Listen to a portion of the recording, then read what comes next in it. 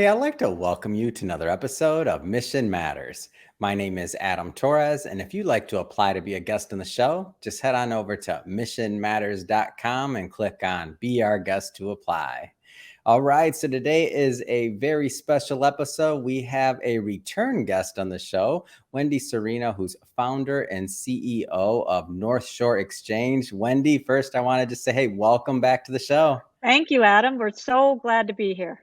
Oh my gosh. So nothing that makes me happier than to have a return guest, especially one with a story like yours. So we'll get into today some of the, the growth of North Shore Exchange, some of the things that have gone on, virtual consignment going on now. I believe acquiring a new building, a warehouse, new grants that you've awarded to charities. I mean, now tipping the $3 million point in grants and awards given. I mean, you got a whole lot going on there, Wendy. But we'll start this episode the way that we start them all, with our Mission Matters Minute. So, Wendy, we at Mission Matters, we amplify stories for entrepreneurs, executives, and experts. That's our mission. Wendy, what mission matters to you? What mission matters to me and to North Shore Exchange is to create opportunities for our communities to participate in our mission. And we are a unique combination of luxury consignment, designer shopping, and volunteerism to generate profits for charities that serve the poor. And consigners and shoppers and volunteers can all participate in our mission and feel good about giving back by either consigning, volunteering, or shopping. And we keep our overhead low with our fabulous volunteers. We're fiercely competitive against our for-profit resale shops that we compete against. We make sure that we have competitive pricing and better payouts than our competition. And then we give our customers a great value and a feel-good feeling every time they buy something, so they leave with the highest customer delight that they can have.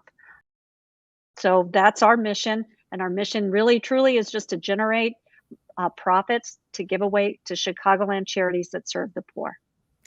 It's a great story, and I love bringing mission-based executives and companies like yours on the line to share why they do what they do, like how they're making a difference, and what we can all learn and grow from together from those stories. So again, great to have you back on. And Wendy, I want to start this interview. So I was thinking about it last night, and I know that maybe some of our newer audience members that have been following the show recently, maybe they didn't catch our previous episodes and things that we've done together. So let's just kind of start from the beginning.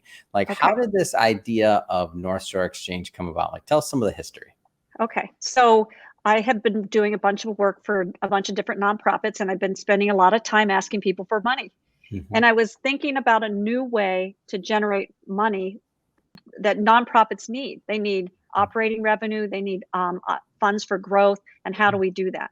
And there was this little thrift shop in the town I live in. It wasn't doing very well. And we decided, let's try a different concept. Wow. And so we came up with this concept, which is luxury resale. We sell designer women's fashion and beautiful things for the home. And we run with volunteers, so our overhead is low. And that combination just was right on trend.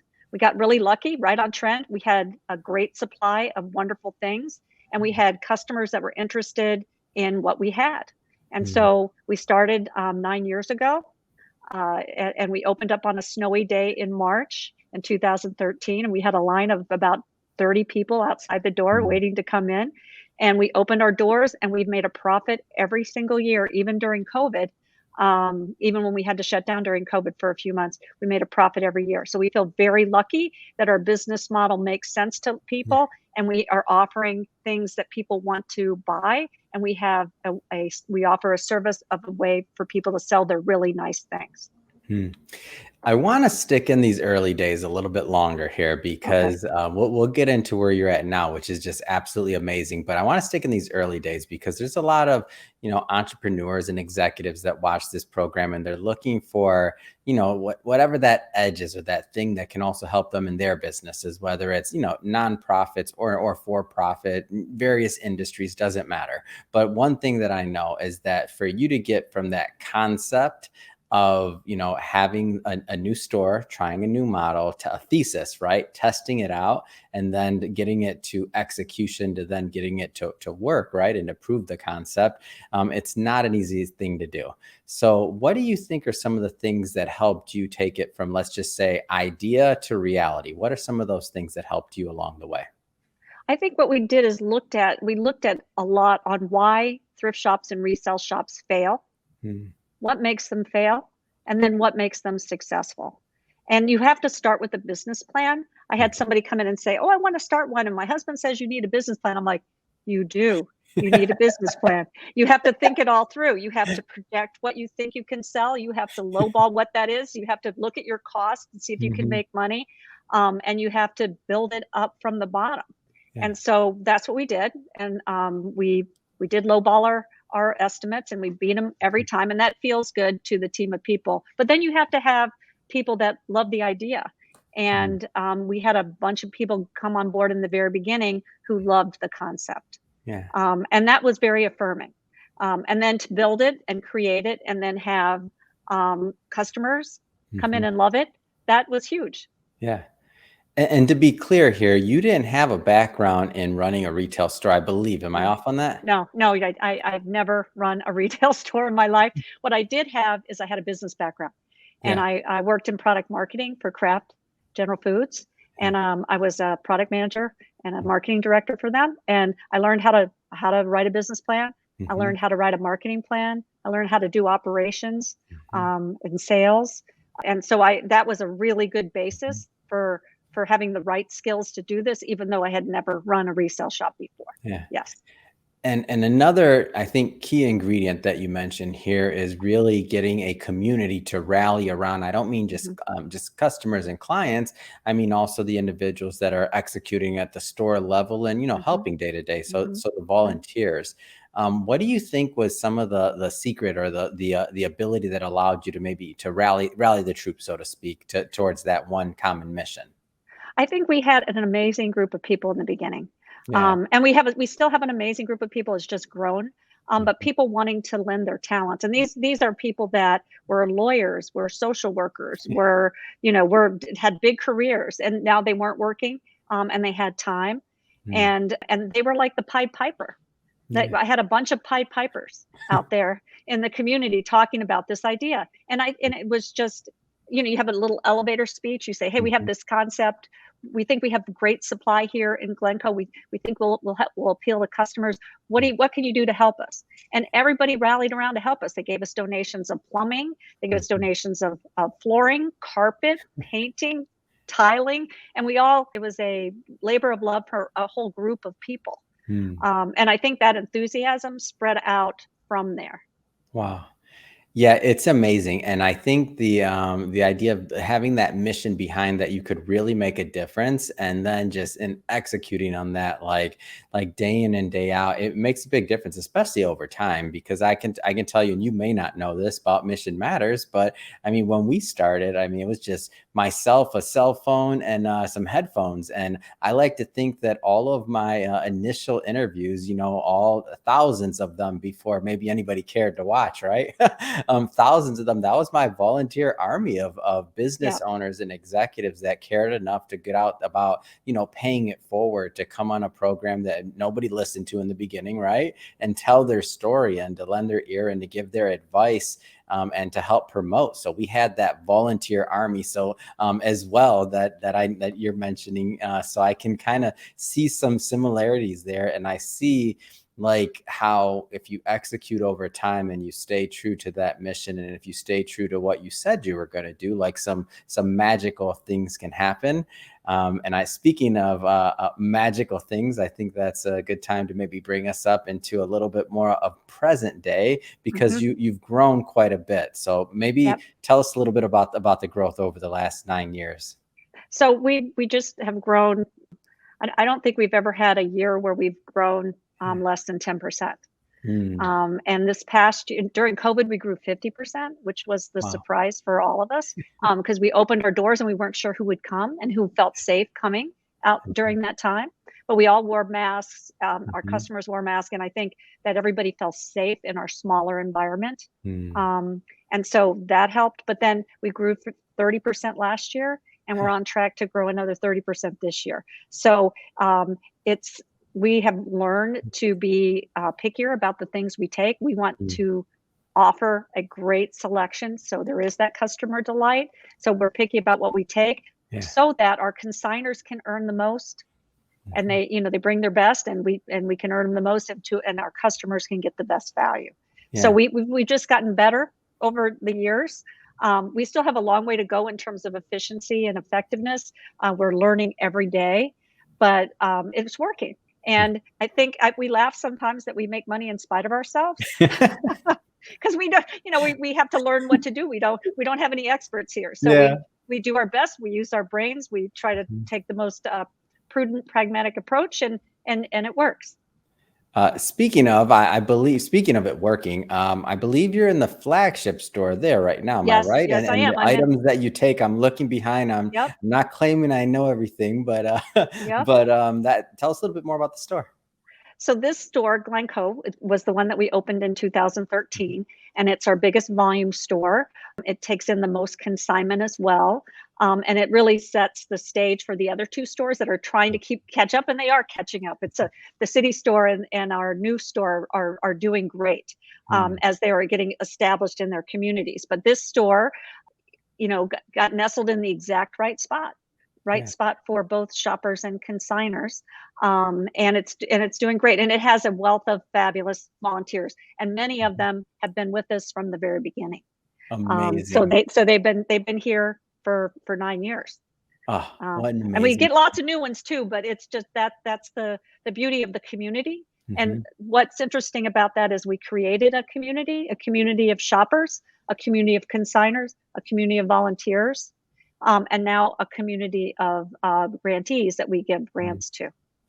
And so speaking of the grants, so you're just crossing that, or I shouldn't say just crossing, a little over 3 million. So 3,100,000 something. I don't have the exact number, but that's a lot of money you've given away. So I guess going a step deeper into your model, tell us, a little bit more about how the profits are distributed.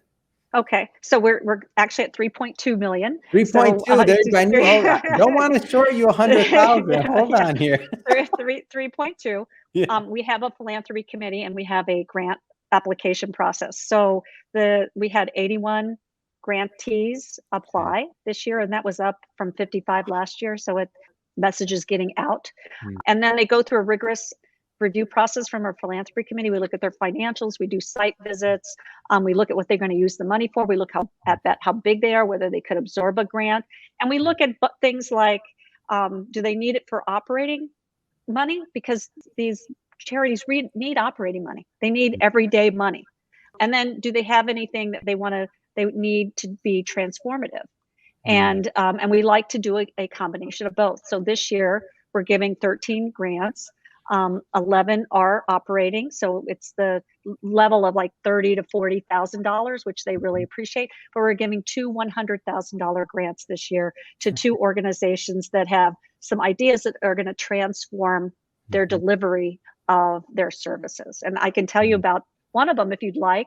Oh, please. Yes. I wasn't going to let you get away with that. I'm like, hold on. Well, I need to know about I'd love to talk about Old Irving Park Healthcare Clinic. And that is they're a new organization. We gave to them last year, but we're giving them $100,000 grant. And what's cool about that is the man who started it is 88-year-old Dr. Martinez, and he retired from being a doctor, and he joined with a friend to open this free clinic. And they're in this poor area of Chicago. And they've been operating for about a little over 20 years. And they've had times where they were worried that they couldn't keep their doors open. And then angels fall from the sky. We were the angel this year that kind of fell from the sky and gave them a big grant, and they were thrilled. And what's cool about them is that for every dollar you give them, they generate $6 in free healthcare. Wow. So it's really impactful. They're able to do that because they have volunteer doctors, volunteer nurses, and really the what gets paid for is the lab fees and the janitorial staff and things like that. So our grant, they've been only operating during the week, and they have so many people that with childcare and work and senior care that they have to do, they can't get there during the day. So Yeah. they've been asking for evening hours and Saturday hours, and our grant gives them that. So they will Wow. be opening their doors one evening a week and on Saturday. So they are thrilled with the opportunity to do that, and that helps them help more people. So we feel so happy about that. And That's an we're very amazing number excited. too. I don't want to glance over that number. Yeah. So for every $1 given, there's $6 in impact. Yeah. Yep. It's huge. It's amazing. I mean, That's that's just huge that amazing. they're It able just to pull feels that so off good. in Yeah. any business, period. Yeah. Like that's huge. Yeah. So we are so happy to help Dr. Martinez expand his care and love to the community that they're in. Yeah. So. Any others that you care to mention Yeah, well, about I'll that? tell Like you about I'm hooked over here. I'm like, yeah. that's So I'll tell you about Nourishing Hope, and that was previously just changed their name from Lakeview Pantry to Nourishing Hopes. They've got a new name, and they during the pandemic, their demand for food, they do give food to people, and their demand for food went out the roof. And then now with inflation and inflation prices, it's really hard for people to make ends meet. And they have a demand. And what that $100,000 is doing is allowed them to open a warehouse. So they're opening a warehouse so they can do prefabricated meals, like they can put meals together and they can have more food and more food storage. And now they even have an online ordering system once a month. So you can get your weekly food. These are for people who qualify. These are people in poverty and people that, are below the federal poverty line. And they can go in and get food for their family once a week, but then they can order some of the special items like meat and milk and eggs once a month, and they can put their order in and then go pick that up. So it allows them to expand also to serve more people. And so we feel very, very proud of that too. Yeah. And so when you talk about transformative, like you mean it. Like that's huge. I can't imagine like what that means for the community, for where Dr. Martinez serves, to to be able to have those Saturday hours or that one night a week when somebody may have been putting off, something that is pretty urgent, but they just can't because they have to work, right? Right. Yeah. And they don't get easy time off. These people work hourly jobs, and it's hard to get time off. Yeah. And then when you have kids at home, I mean, so this is really, really helpful. Yeah, I get it. And it is transformative, and that's going to help many people in many lives. So I get it. And the when you think about missions and people rallying around, it's pretty obvious to see with just these couple of stories you've shared today, why the business has grown and why you've been able to give so much back to the community and back to these organizations and charities. I want to go into some of you did mention some of the growth, over the last, couple of years in the pandemic. And I think one of the things that has just drawn me to your organization is that it's operationally efficient, meaning it is run like a business for growth, because you understand that the more profit you give, the more you can give away. So I understand that you've been that recently a lot of investment has gone back into infrastructure for North Shore Exchange. Can you tell us a little bit more about that and maybe some of the decision making that went on behind the scenes? Yeah. So that's always tough for us, because if we spend money on something that it doesn't go to helping people. And so, we're very careful about those investments. And one of our first investments was a van. We bought a van because we needed to be able to deliver and pick up consignments. And that changed our business. And we try to really think about it in terms of where does it grow our business? And so one of the things we've been needing for a long time, we've been working out of storage lockers, and we invested in a warehouse. So we have a 7,000 square foot warehouse now. We just moved in there in December, and that's been a game changer. It's because we can take whole house consignments. We can take furniture, lamps, rugs, and everybody's clothes. If they're like we have a lot of people moving to Florida and they want to get rid of everything. We can take the whole thing because we have space now. When we get ready for our big sidewalk sale, that's our biggest sale of the year, where we make a lot of money at the end of the year. And we're able to store stuff for that sale. And we're able to move and make our stores look beautiful and make things sell faster and be able to turn merchandise faster because we have better access. So that was a big investment. that happened in December. Mhm. And my board has been great. They got pushed hard this year in terms of all the kinds of investments, but they were right there wanting to Mhm. do it. The next one was we bought our Glencoe building. Before we've been Mhm. leasing our Glencoe building. We've had really nice landlords. The Women's Library Club was our landlord, and they decided they didn't want to own a building anymore. So we Mhm. bought it. And that was a big investment for us, but it really is existential to our survival. And the Yeah. reason is it's uniquely located, and we're able to do our sidewalk sale right in the front under a big tent. And Yeah. there's no other retail space that we could do the same things that we do in this Glencoe space. And Yeah. so we decided it was really important to take advantage of the low interest rates Mhm. and buy the building. And so that's what we Yeah. did. So And then the last thing I should mention is we had one store at a Mhm. shopping mall that it was doing fine, but it wasn't doing as well as it could Mhm. if it would have been nestled in a community like the Glencoe store. So Mhm. we moved our third store to Wilmette, Mhm. and Wilmette's delighted to have us. They've been welcoming us with open arms. We've gotten great volunteers, great Mhm. consignment, and that store is doing great. So those were our three big things that we accomplished this year. It was a lot, but it was exactly the right thing to do. So the Glencoe store, obviously that makes perfect sense. So that, I mean, straightforward. I mean, and moving the other store, I can see why you'd have done that. But I just have to ask, was it a little scary when you thought, okay, we're taking on a 7,000 square foot warehouse? Yes. Like me, I'm trying to put it in my head. I know it's the right thing to do, by the way, but was it a little scary? Oh, it's completely scary, especially because we didn't know how to run a warehouse. So Yeah, that's what I'm we were like, thinking. I'm how like, do we run a that's a warehouse? big piece of Yeah, warehouse.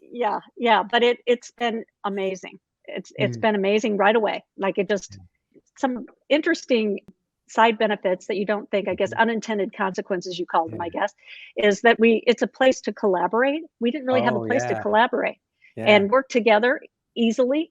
And Yeah. so it really has provided that. So I think that has improved our efficiency just Mm. because we can there collaborate and we have space. Yeah.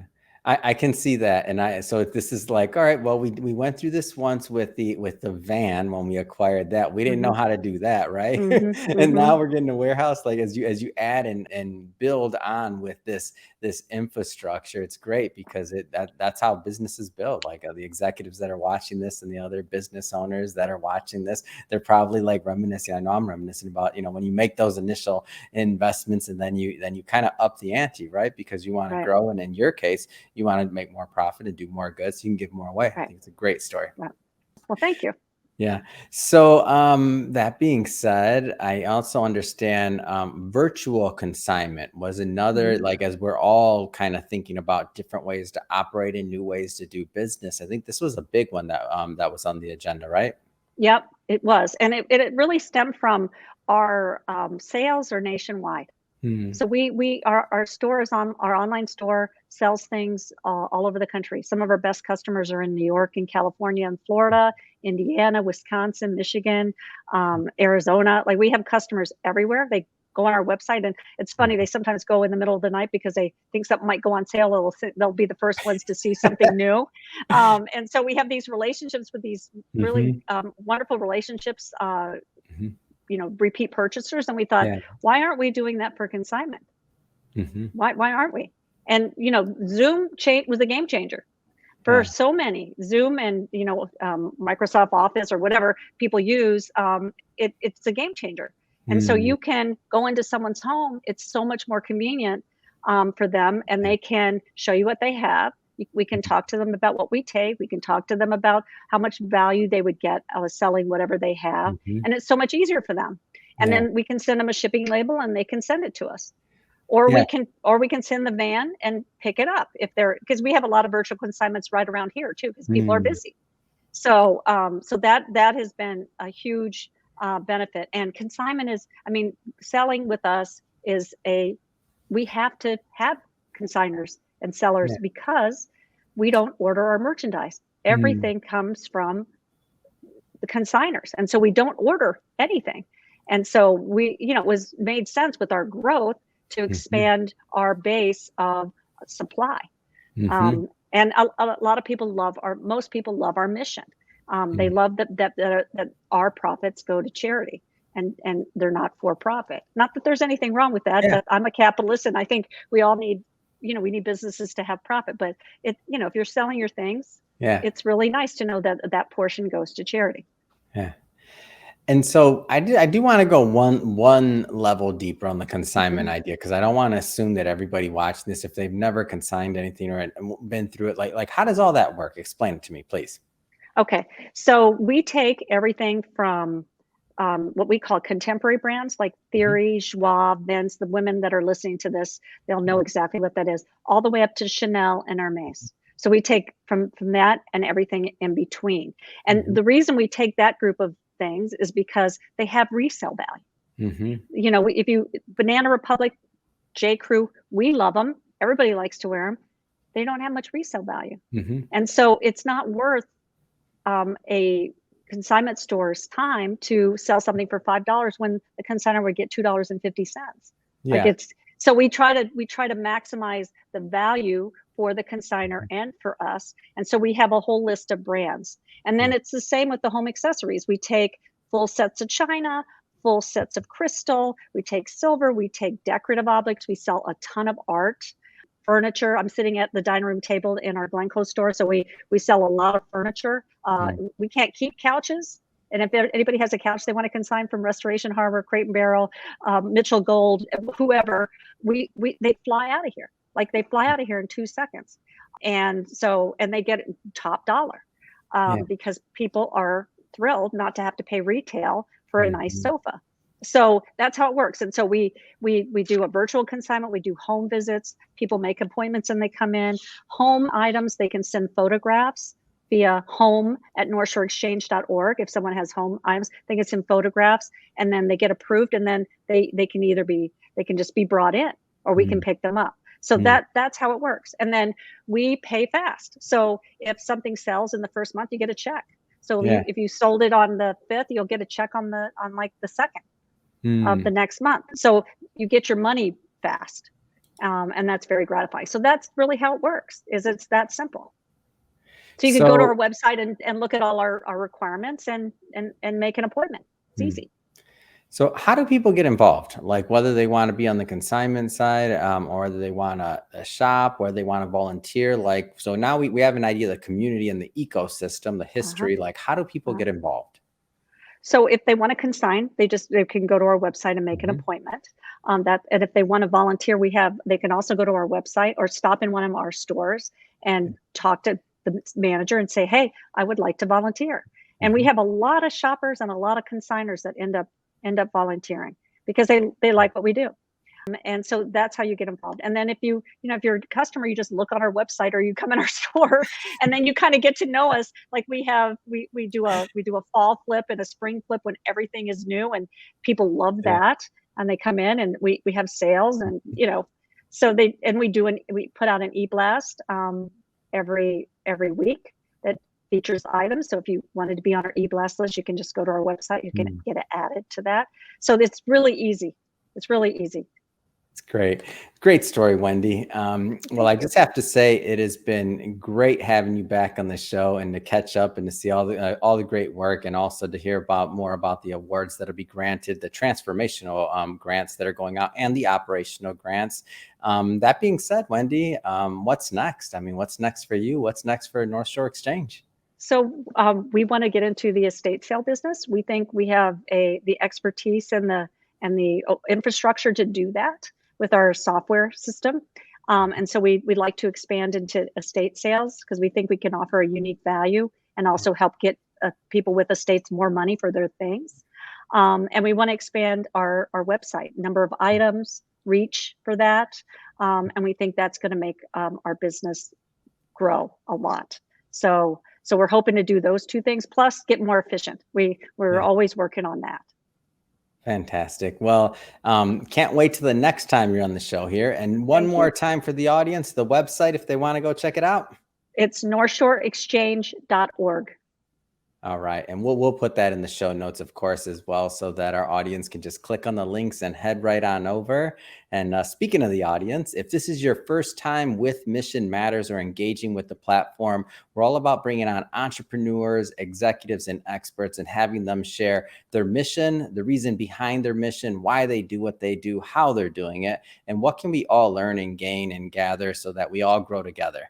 If that's the type of content that sounds interesting or fun or exciting to you, hit that subscribe button because we have many more mission-based individuals coming up on the line, and we don't want you to miss a thing. And Wendy, again, wishing you much more continued success, because I know the more success North Shore Exchange has, the more money is going to be given away to these charities and are really going to help a lot of people. So thanks again for coming on the show. Adam, thanks for having me.